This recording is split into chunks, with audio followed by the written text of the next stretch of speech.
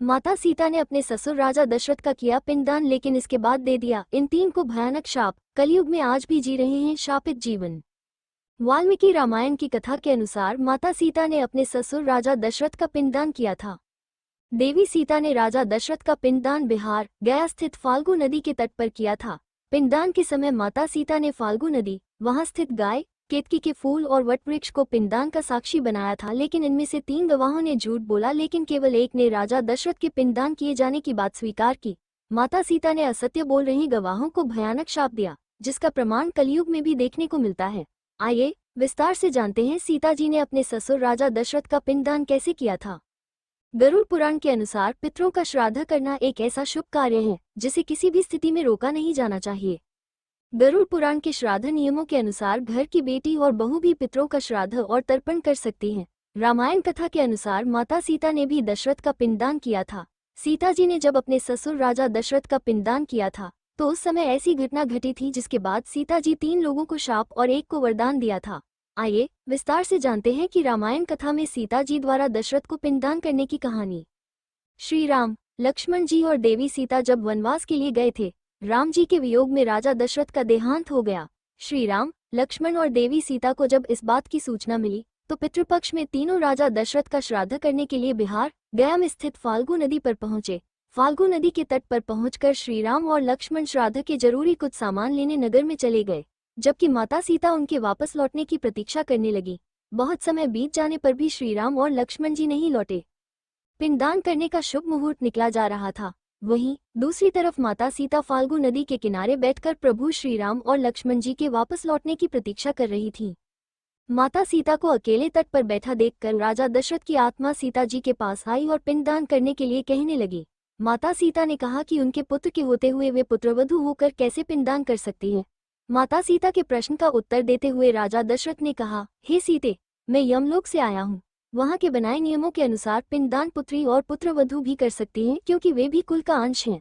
पिंडदान का मुहूर्त निकल जाने पर मेरी आत्मा को मुक्ति नहीं मिलेगी, इसलिए तुम शीघ्र ही मेरा पिंडदान कर दो। अपने ससुर राजा दशरथ की बात सुनकर माता सीता ने दशरथ जी का पिंडदान करना स्वीकार किया। फाल्गु नदी के किनारे बैठकर माता सीता ने मंत्रों का उच्चारण करते हुए अपने पितर राजा दशरथ का पिंडदान किया। पिंडदान के समय माता सीता ने फाल्गु नदी, गाय, केतकी के फूल और वटवृक्ष को पिंडदान का साक्षी बनाया। जैसे ही माता सीता ने शुभ मुहूर्त में राजा दशरथ का पिंडदान किया, उनकी आत्मा को मुक्ति मिल गई। पिंडदान के साक्षी बने लेकिन फिर भी बोल दिया झूठ। कुछ समय बीतने के बाद जब श्री राम, लक्ष्मण और सीता जी वापस लौटे तो सीता जी ने उन्हें राजा दशरथ की आत्मा के धरतीलोक पर आने की घटना के बारे में बताया। सीता जी के मुख से यह पूरी घटना सुनकर श्री राम और लक्ष्मण को बहुत आश्चर्य हुआ। माता सीता प्रभु श्री राम और लक्ष्मण जी की आश्चर्य का कारण समझ गई, इसलिए उन्होंने फाल्गु नदी, गाय, वटवृक्ष और केतकी के फूल का आह्वान करके उन्हें गवाही देने को कहा। सीता जी ने इन चारों से कहा कि वे पिंडदान की पूरी घटना श्री राम को बताए कि उन्हें किन परिस्थितियों में राजा दशरथ का पिंडदान करना पड़ा। लेकिन तभी ऐसी विचित्र घटना घटी जो हमेशा के लिए कलयुग से जुड़ गई। वास्तव में चारों गवाह में से 3 ने झूठ बोल दिया कि उन्हें इस बारे में कुछ नहीं पता। माता सीता ने 3 गवाहों को दिया शाप और एक को दिया वरदान। फाल्गु नदी, गाय और केतकी के फूल ने झूठ बोला कि उन्हें राजा दशरथ के पिंडदान किए जाने की कोई जानकारी नहीं है, जबकि वटवृक्ष ने सच बोला कि राजा दशरथ की आत्मा के कहने पर माता सीता ने उनका पिंडदान किया था।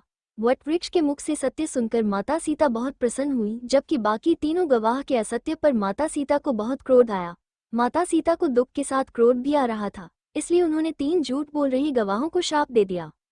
माता सीता के शाप का प्रभाव कलयुग में भी दिखता है। माता सीता ने क्रोधित होकर फाल्गु नदी, गाय और केतकी के फूल को शाप दिया। सीता जी ने फाल्गु नदी को शाप दिया कि उसका जल सूख जाएगा और वो जल विहीन हो जाएगी।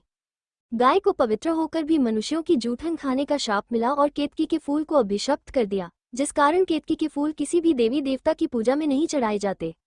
माता सीता ने सत्य बोल रहे वटवृक्ष को दीर्घायु होने का वरदान दिया। माता सीता के दिए गए शाप और वरदान का प्रभाव कलयुग में भी दिखता है। फाल्गु नदी जलविहीन है, इस नदी की रेत से पिंडदान किया जाता है। गाय पूजनीय होकर भी आज जूठन खाने पर मजबूर हैं और केतकी का फूल पूजा में नहीं चढ़ाया जाता। वहीं वटवृक्ष की आयु बहुत लंबी होती है।